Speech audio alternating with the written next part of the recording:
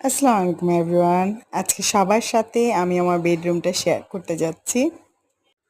এইবার ঈদে, এইবার ঈদ উল ফিতরে আমি নীল কালারের বেডশিট নিয়েছি।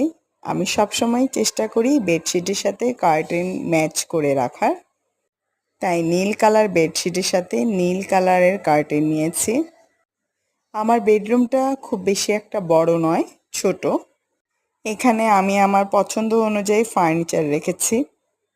আমি সবসময় বাসা গুছিয়ে রাখতে পছন্দ করি।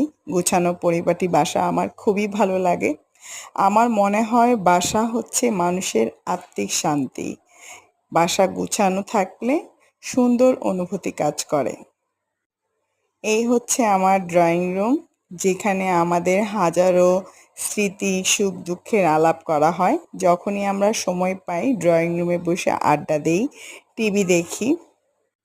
সময়ের স্বল্পতার কারণে এখনও ড্রয়িং রুমে স্পটলাইটগুলো লাগানো হয়নি।